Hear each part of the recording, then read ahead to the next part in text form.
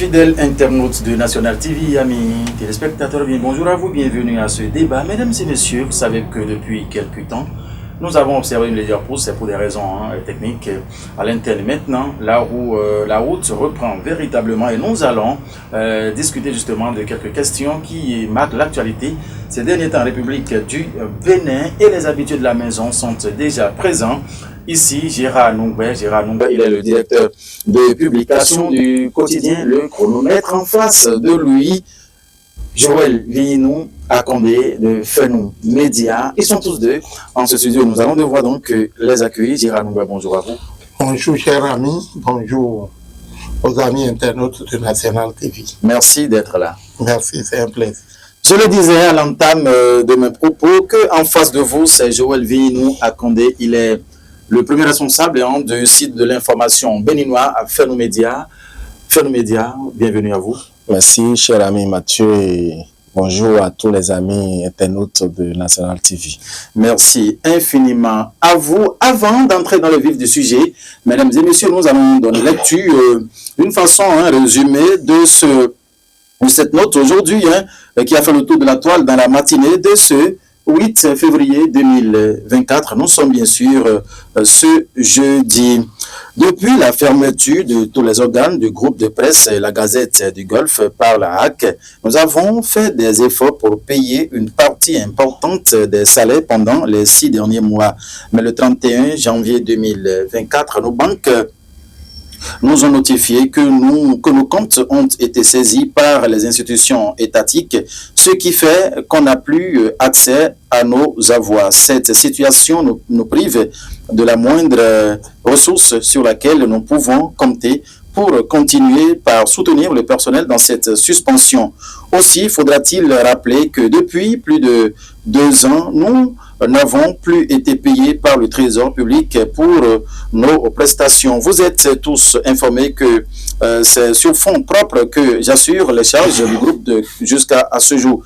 Malheureusement, nos partenaires VOA, DW, CGTN et autres ont tous rompu leur contrat à cause de notre suspension, se retrouvant aujourd'hui d'abord dans une situation de cessation forcée de travail, puis ensuite dans une situation de cessation forcée de paiement et ne pouvant plus continuer et ne pouvant plus contre ma volonté honorer mes engagements vis-à-vis du personnel. Je suis obligé de procéder à un licenciement collectif. Mesdames et messieurs, c'est une note aujourd'hui qui a été adressée à tout le personnel du groupe de presse La Gazette du Golfe basé donc à Cotonou, objet licenciement collectif. Joël Viinou Akondé, vous avez eu vent de cette information aussi?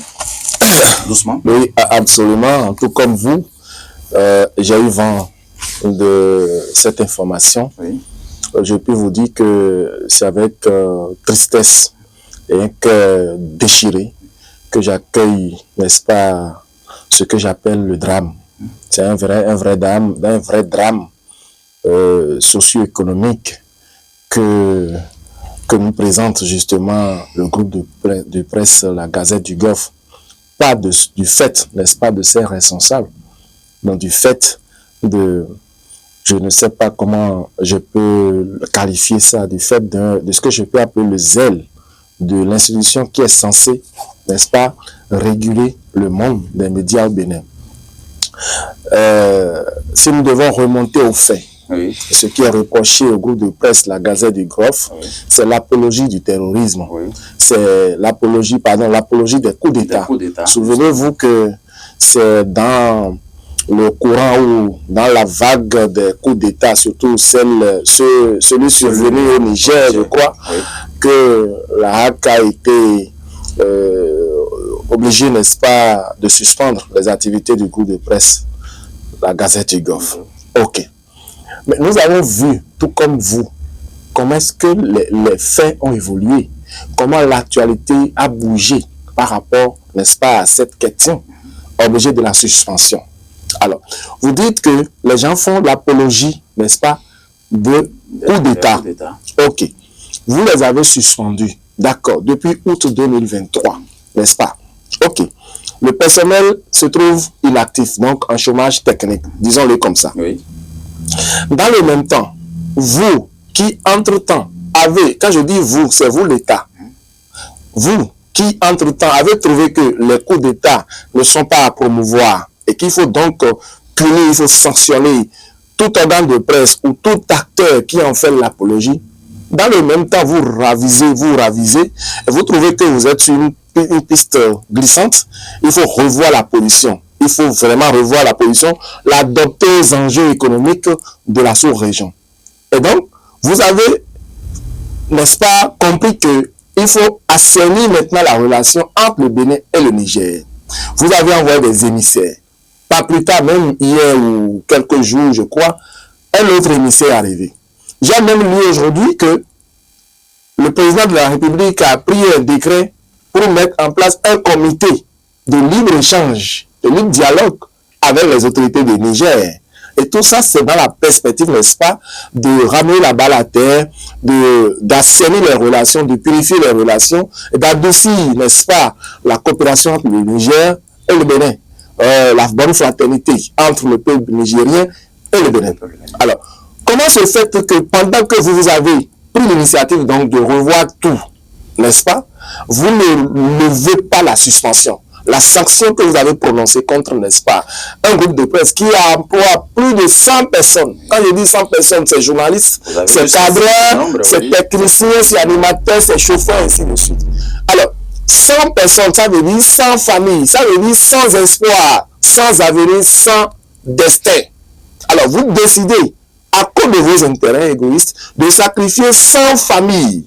Les gens sont restés sans emploi, sans activité depuis 6 mois. Fort heureusement même, il faut féliciter le PDG Ismaël, qui malgré cette difficulté économique, a dû, n'est-ce pas, payer le salaire à son personnel sur la période de 6 mois sans discontinuer. C'est louable. Il faut le féliciter dans ce contexte de crise économique.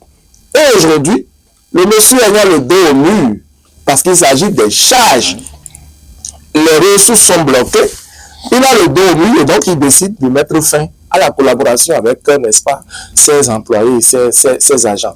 Je pense que c'est vraiment triste et l'État est interpellé. Le gouvernement du président Patrice Talon est interpellé.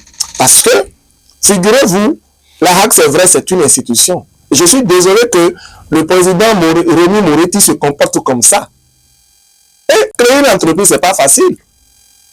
Créer une entreprise, même quand vous ouvrez une boutique dans votre quartier, mais c'est des charges. Tout au moins, vous faites face aux charges d'électricité, aux charges d'eau, même si c'est une petite boutique dans votre quartier. Donc, il faut que les gens sachent qu'on doit encourager l'entrepreneuriat dans notre pays. On ne peut pas être en train de travailler au développement économique dans le pays et comment on appelle, et étouffer les élèves économiques, étouffer les initiatives économiques, étouffer les initiatives, l'entrepreneuriat économique. Ce n'est pas bien. Moi, je suis vraiment dévasté de savoir que mes collègues sont désormais au chômage parce que vraiment la situation a perduré dans le temps. Et plus grave, on nous dit que les comptes bancaires de la société, le groupe de presse, la Gazette du Golfe, ils ont un terme, sont gelés. Alors, le compte est gelé pourquoi? Est-ce que le groupe de presse, la Gazette du Golfe est un criminel? Est-ce que le groupe de presse, la Gazette du Golfe fait partie d'un réseau de coup d'État ou d'un réseau de terrorisme dans le pays? Je n'arrive pas à comprendre. Ça veut dire qu'il y a quelque chose là que l'État doit pouvoir nous dire. L'État est interpellé parce que c'est la HAC qui a suspendu. Tout est parti de la HAC. Et la HAC est dépositaire du pouvoir de l'État. Parce que la HAC est dépositaire du pouvoir de l'État, l'État doit pouvoir nous expliquer ce qui s'est réellement passé, les dessous du dossier de la Gazette du Golfe, et pouvoir réparer le tort, pouvoir rendre justice. Parce que c'est de ça qu'il s'agit. Tant que l'État, le gouvernement du président Patrice Talon ne le fera pas, ça va le rendre encore impopulaire. Merci à vous pour votre analyse sur la question. Gérard Noubet, vous êtes le directeur de publication du quotidien Le Chronomètre. Cette information, est-ce que vous l'avez reçue? Licenciement collectif de tout le personnel du groupe de presse La Gazette du Golfe. Oui, nous l'avons reçu, tout comme vous. Nous l'avons reçu. Ça fait mal. C'est un drame social. Et je ne sais pas comment on va faire pour corriger ça. à l'avenir pour permettre que les choses puissent changer, je ne sais pas.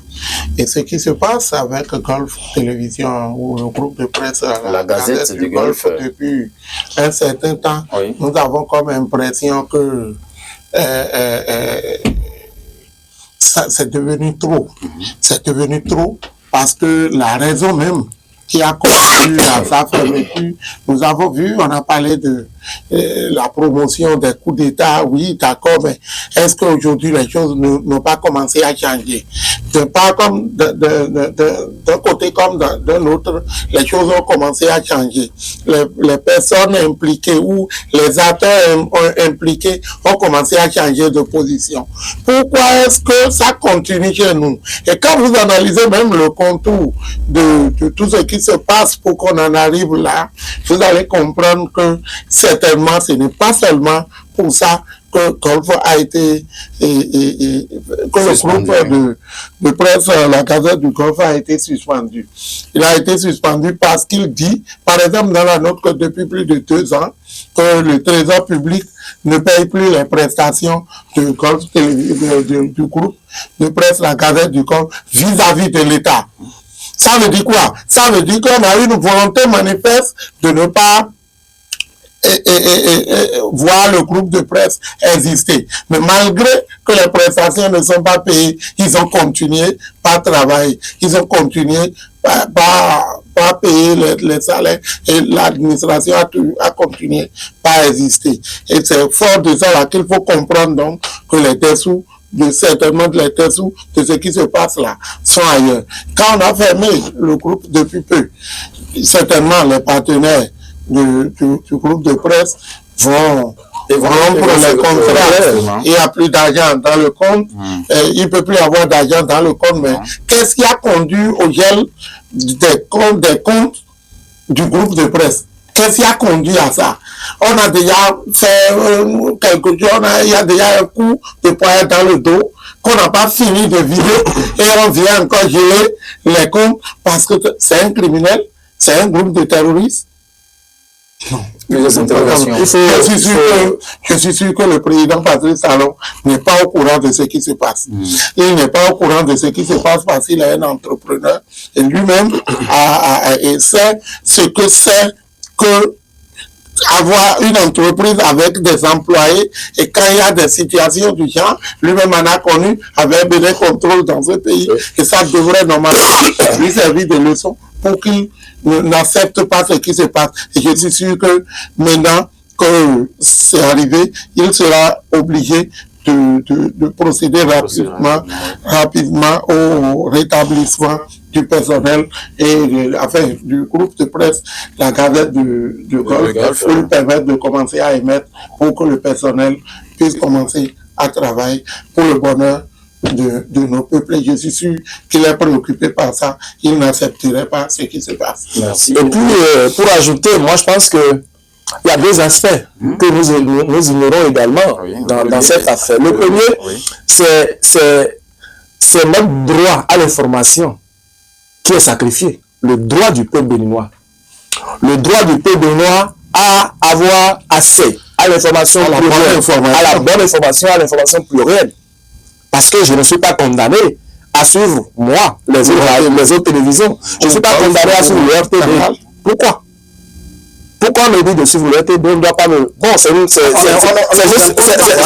exemple en fait. Ou bien on me dit de suivre National TV. Non, je ne vais pas m'imposer ça. J'ai mes préférences. Est-ce que vous comprenez? Donc, l'État béninois vient donc de m'arracher mon droit à l'information en tant que citoyen. Et plus grave, l'État béninois empêche désormais les journalistes du Golfe, la Gazette du Golfe, d'avoir le titre de journaliste parce que les cartes de presse ont été confisquées par la HAC dans ce même registre. Est-ce que c'est l'État béninois qui faut tout de suite? C'est l'État béninois parce qu'il s'agit de la HAC. C'est une institution. C'est une institution. La HAC est dépositaire du pouvoir d'État. Et donc, il n'y a même pas d'amalgame à faire autour de ça. On me prive, moi, de mon droit à l'information et en même temps, on empêche le journaliste qui doit me donner l'information de garder son titre de journaliste. Ça veut dire que il ne peut plus postuler. À l'heure actuelle, le journaliste de Golfe ne peut pas avoir la possibilité de postuler, n'est-ce pas, à un appel à recrutement, à un appel à candidature, d'appartenir à un autre organe. D'appartenir à un autre organe. Il peut lui arriver, n'est-ce pas, d'appartenir à un autre organe. Ça veut dire que ce qui se joue là, on a dénoncé. Ce qui se joue là est dangereux. C'est un drame. Et c'est pas bon. Ce n'est pas bon ce que les gens font. Le communiqué va plus loin, dit dans ce même ordre d'idées, nous allons débrancher tous les dispositifs satellitaires de groupe, y compris l'eau, l'électricité, les faisceaux de connexion, etc., afin de ne plus avoir à payer des charges mais c'est normal, il faut même déjà saluer le promoteur Soumanou pour tout ce qu'il a enduré jusque-là, parce qu'on dit que le trésor public n'arrive pas à lui payer ses prestations vis-à-vis de l'État depuis 2 ans. Et pourtant, il a toujours payé. Ça veut dire qu'il a toujours payé, c'est qu'entre-temps, il y a quelque part où il trouve de l'argent. C'est pas vrai. Et maintenant, il faut aller maintenant enfoncer le clou, le pousser jusqu'au dernier. Non, il ne peut que agir ainsi parce que, ayant bu le calice certainement jusqu'à la lit, il a dû péter les plombs et enfin jeter le masque et se prononcer. Donc, ce qu'il a fait en temps normal, ça devrait arriver depuis un certain temps. Mais s'il a résisté pour en arriver là, alors là, moi, je lui décerne une fière chandelle. Et je pense donc que c'est dans ça, pour ça, que les autorités béninoises ou les élites du pays doivent se lever pour condamner ce drame social, pour réclamer leur droit à l'information plurielle et permettre que l'ordre démocratique du Bénin soit rétabli. Et cela lance le débat sur l'opportunité et l'utilité de nos associations fêtières. Parce que dans cette affaire, j'ai pas vraiment souvenance que l'UPMB et que le CNPA ont pu jouer le DEM, bon, disons que le DEM pas forcément, bon, ont pu jouer un grand rôle dans l'affaire. Alors, le CNPA et l'UPMB sont là pour quoi? Sont là pour leurs propres intérêts, en son temps, sont là pour la guerre des... Il y a de la Tongue, c'était prononcé en son temps. C'est pas se prononcer le problème. Certainement que des démarches ont été menées, on ne sait jamais. Quand les démarches ont été menées, à qui on a rendu compte publiquement pour qu'on sache que ça a été fait? C'est de ça qu'il s'agit. Le devoir de redevabilité. Pour qu'on sache comment est-ce que vous évoluez. Si les gens ne sont pas capables de porter nos combats, si les gens ne sont pas capables de défendre nos intérêts, s'il vous plaît, qu'ils ne viennent plus nous bluffer avec, n'est-ce pas, des promesses électoralistes. Non. Trop c'est trop, c'est pas bon. On a notre métier, notre corporation, ça ne va pas dans la corporation. Il y a trop de manitou dans cette corporation, trop de groupes d'intérêt dans cette corporation. Et les plus faibles restent les plus faibles. C'est de ça qu'il s'agit. Vous voyez ce qui est arrivé à Goff là. Quand la maison de ton second brûle, il faut aller à son secours. Sinon la prochaine étape, ce sera toi. Non, je note là que nous n'avons plus de fêtières au Bénin en termes d'association de défense corporatiste. Au contraire, quand vous avez une petite situation avec une pièce, c'est les mêmes qui passent en dessous pour vous compliquer la vie. Et quand vous de loin vous observez, que vous voyez comment ça se passe, vous allez vous dire à qui le tout. On se pose la question de savoir à qui le tout. Alors ce qui se passe, le gouvernement en temps normal, devrait déjà se prononcer pour situer les responsables, pour nous permettre de savoir quelle est la version, qu'est-ce qu'il poursuit à travers qu'est-ce qu'on reproche réellement à Golf. Il y a eu peut-être des rappels à l'ordre entre-temps dans d'autres domaines qui n'ont pas... Quel est l'argument phare qui a été exhibé à la place publique? Apologie de coup d'État. Nous avons le droit à l'information et l'information plurielle et il faut qu'on nous préserve ça dans son discours. Merci à vous. Merci à vous sur cette question, justement, qui c'est une question brûlante et nous allons donc tout simplement dire courage à tous les confrères, consoeurs du groupe de presse, la Gazette du Golfe, que ce soit pour Golf TV Africa, Golf FM Africa, et j'en passe, l'hebdomadaire également. Alors, Joël Vignon, est-ce que vous avez des numéros pour conclure? Le mot que j'ai pour conclure, c'est d'espérer l'action du chef de l'État en tant que père de famille. C'est d'espérer que l'Esprit Saint puisse visiter le chef de l'État, le président Patrice Talon. C'est d'espérer que ceux qui sont autour du président Patrice Talon puissent, n'est-ce pas, attirer son attention sur les conséquences dramatiques de ce dossier. Non seulement pour les familles concernées, mais également pour le peuple. C'est d'espérer que le chef de l'État puisse prendre une décision pour dire, et voilà, nous, on vous permet, n'est-ce pas, de reprendre. Parce qu'on a dit, le chef de l'État, c'est le premier magistrat. Donc, c'est la première institution du Bénin. La première institution du Bénin. Après le chef de l'État, c'est l'Assemblée nationale. Et donc, la première institution du Bénin peut toujours chercher à manager, à négocier et à demander. Voilà. Et obtenir. Tout relève du cœur, tout relève de la volonté. Si tant est que on n'est pas motivé par d'autres, je sais pas, par d'autres buts, par d'autres objectifs, moi, il faut vraiment que je compte sur le chef de l'État pour ça. Mais, oui, c'est dommage que la HAC, qui doit être notre parapluie, la HAC qui doit être notre couverture, devienne la hache contre nous. Ce n'est pas sous Rémi Moretti seul. On a connu ça sous plusieurs autres mandatures de HAC. Ce qui pose alors le problème de savoir est-ce que nous avons encore besoin vraiment de la HAC. La question restera posée. Merci à vous, Joël Akondé. Gérard Noumbel, rapidement, tu as dit pour finir. Oui, pour finir, c'est enfin implorer une fois encore la magnanimité du chef de l'État dans ce dossier pour permettre que les travailleurs, nos confrères qui sont à cause de télévision, puissent reprendre leur travail et permettre également que nous-mêmes, en tant que citoyens, nous puissions continuer par bénéficier de l'information, par jouir de nos droits à l'information plurielle et également pour demander à nos confrères ou nos compatriotes de se lever comme une seule personne pour qu'on aille vraiment à la défense de nos droits. Parce que nous avons compris que la HAC ou les fêtières que nous avons ne s'occupent plus de nous. Merci à vous, Gérard Akondé. Vous êtes Gérard Noumbel, j'allais dire autant pour moi, Joël Akondé. Vous êtes Gérard Noumbel, le directeur de publication du quotidien Le Chronomètre. En face de vous, Joël Vinou Akondé, le premier responsable du site d'information béninois Fenou Média. La question brûlante qui a donc été abordée tout au long de ces 2 dizaines de minutes que nous avons passées ensemble avec vous, mesdames et messieurs, c'est bien sûr le licenciement collectif prononcé par le président directeur général du groupe de presse, la Gazette de Golfe, Ismaël Soumanou. Les avis, vous les avez donc suivis. Ici, et une fois encore, nous implorons l'indulgence du père de la nation, le premier citoyen béninois, afin que ces différentes familles aujourd'hui qui se retrouvent désormais à la maison sans emploi puissent retrouver leur sourire d'entretemps à travers un geste de générosité. Mesdames et messieurs, nous comptons beaucoup plus sur ça. Portez-vous bien. À plus.